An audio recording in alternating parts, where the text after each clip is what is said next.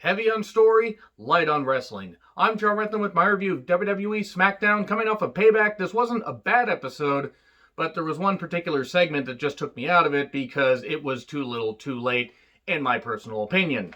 So, yeah, Payback, I will say, wasn't a bad show, and thankfully we've got a few weeks before we get to Clash of Champions. Gold Rush. Hey, it's not the worst goddamn tagline they've had. You'll never see it coming. You'll never see the Gold Rush coming. Gross.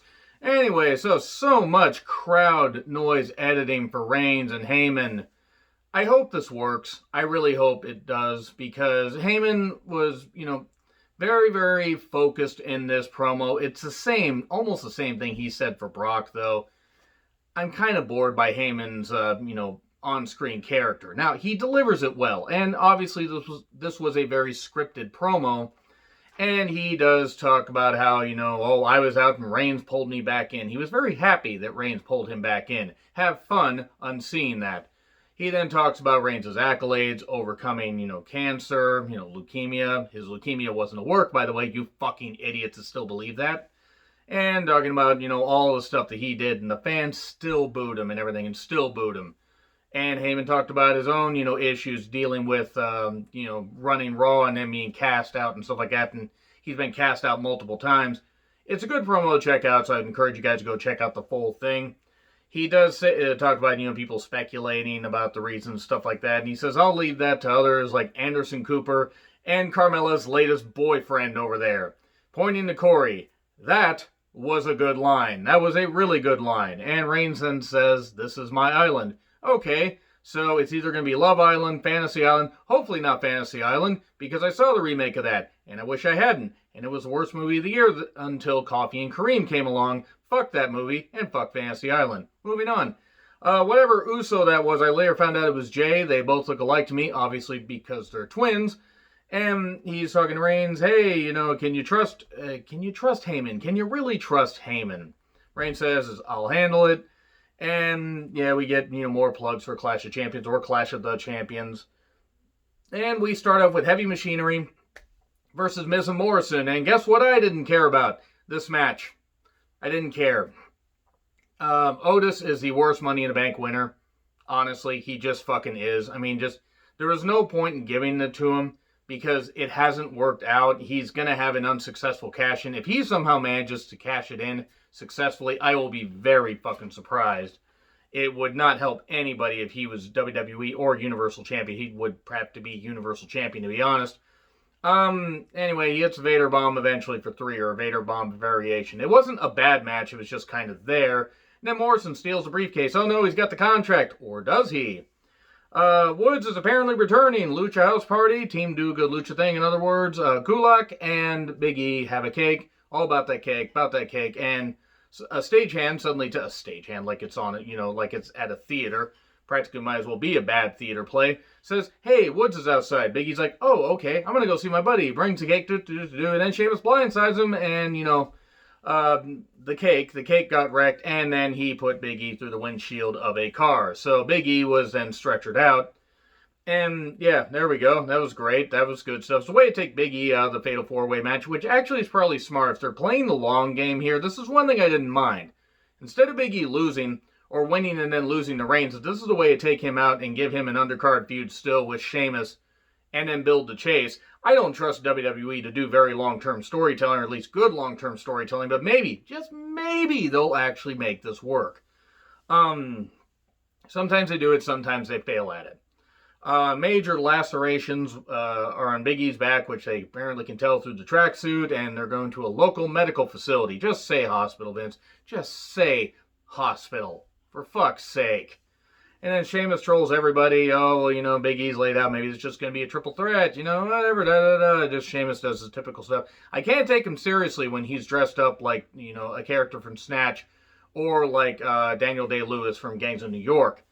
And then the match flow sponsors the women's tag title recaps. I see what you did there. And then Banks and Bayley do a typical promo, the last typical promo they'll be doing. And then Corey calls them Baylor and Banks. Sounds like a freaking law firm. And then we get Heyman, talking to Adam Pearce afterwards. Adam Pearce is like, we're trying to figure out, Kayla, we're trying to figure out who the fourth man is. Who's the fourth man? It was the Giant, in case you remember the NWO invasion. And then Heyman says, can I talk to you for a bit? And then they wander off camera. What are they going to talk about? Jey Uso's included in the show, or in the match, by the way, just in case you're wondering. Shayna and Nia versus Baylor and Banks. Again, sounds like a law firm. Women's tag title rematch. Okay, it's payback rematch. Cesaro then talked about how slick Bayley and Banks are, sliding in and out of traffic. Get your minds out of the gutter. I run a clean show here, especially if you just tuned in and didn't hear all the dirty stuff I said before. Nia's not good at all. One bit. She's fucking rotten. She gets laid out with a powerbomb. And then Sasha does a spot where she gets her knee hurt and doing a really good job of selling it. And then Shayna's working on the knee. Nia's working on the knee. And then Nia hits a crossbody and pins both of them. I mean, whatever. It was what it was. Nia and Shayna should have won the tag titles. And Sasha's being checked on by paramedics, including two very pretty women there that were paramedics. I mean, one blonde, one brunette. All we needed was, you know what? Never mind. I'm not going to say the rest of that. Basically, they're checking her out, maybe in more ways than one. I don't judge. And then they go to break. And then they come back, and Sasha's like, no, I don't want to be touched. Get off me, all this kind of stuff. And then Bayley suddenly attacks her. You know, the turn that everybody says would be monumental and would be all great and everything. And I nearly went to sleep watching this.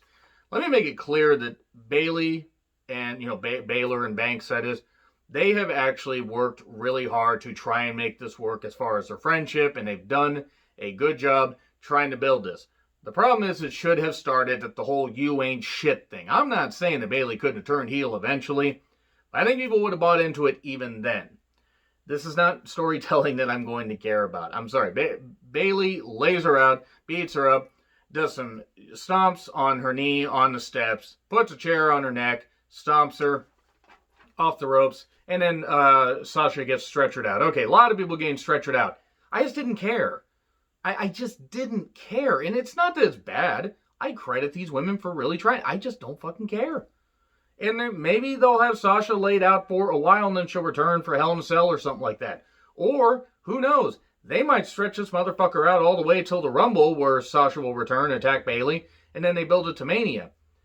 It is what it is. I mean, I don't know, maybe Sasha does need some time off and this is a way to really, push the storyline, but it just bored me. It didn't work. This was not, don't get me wrong, this wasn't nearly as bad as the ending they did of Dynamite where they had the Dark Order that they will not give up on, beat up Cody and everybody. And other beatdowns have been more boring. The problem is this one just, I don't care. I just don't care. I'm sorry, I don't. Shred me in the comments if you want. I'm not saying that people can't like it. I just didn't. So, we get a stretcher job, like I said. We get Sammy and Greg, which sounds like a Dharma and Greg ripoff. Sammy's like, but Greg, you didn't say that I think that's Greg. I don't actually know who these ring announcers are anymore. He says, well, you didn't announce me as the Intercontinental Champion because, he's the real Intercontinental Champion. Well, it wasn't in my notes, which was funny. And then Jeff Hardy comes down. Oh, hell no. And they're talking everything. Intercontinental Champion. We're probably going to get a ladder match at some point. And then we get Styles, Jeff, and Zayn. They have a bit of a brawl. I mean, whatever. It's not a bad feud. I think it's ridiculous because they've done this whole, true champion, true champion, new champion, all that stuff. I never lost it. Well, I'm the new champion, this kind of stuff. Sometimes it works, sometimes it doesn't. The matches may be good. I just don't really care about this. That's my problem, is a lot of stuff in WWE, I'm being given a reason not to really care about what Vince is doing because he'll just pull the rug out from under most of the good stuff. Okay, so here's the thing. What's the deal with the girl in the heels that they just showed, shooting from like the legs down? It's either Vanessa Bourne, could be Lacey Evans, could be a repackaged Peyton Royce, could be Chelsea Green. Somebody said it could be Eva Marie. Let me tell you right now, if it's Eva Marie, that's it. That's it. Just fucking kill the women's division, get rid of it if you're going to bring that trash heap back. You do not need to bring somebody back that was never good in the ring, that was never going to improve in the ring, that has defended wrestling, and I give her credit for that, but Eva Marie was fucking rotten and never deserved to be in a goddamn wrestling ring. So don't have her come back. I'm thinking Chelsea Green or Peyton Royce. Because Chelsea Green hasn't been on NXT TV for a while, so we'll see. But just please don't fucking make it Eva Marie. And then, Otis had the contract and the lunchbox Money in the Bank, and it turns out Morrison stole his lunch and a whole bunch of his other stuff and everything. Comedy! And then Jay and Reigns are talking about, oh, it's about time they show some respect, and Jay is like, Reigns says to Jay, can you win it on your own? And then Riddle and Corbin start fisting each other brutally, and then we get Riddle, Sheamus, Jey Uso, and Corbin in the four-way contenders match. But first, we get a Funhouse. And he's going to introduce a new character next week. You know, for all the great characters they have on that show now. I'm over that. I'm over that stuff. I don't hate it. I'm just over it. And then Alexa and Nikki. Nikki says to Alexa, oh, hey, you know, and Alexa's like, will you forgive me? Oh, I forgive you. And then she hugs her and, yeah, the rabbit puppet was in the back. Great, we're back to doing this bullshit. Hooray! By the way, Jey Uso won. Jey Uso won the match. Match is fine. You're not going to get me interested in watching Sheamus at this point. Or Corbin and Riddle. Riddle for obvious reasons, but Corbin for the fact that he's just boring. So yeah, Jey Uso won. It's going to be cousin on cousin action. Still not the most incestuous thing that Vince McMahon has ever wanted to book. So anyway, agree, disagree with what I said, like, share, subscribe, Twitter handle in the description. I'm John Ritlin. I'll see you soon.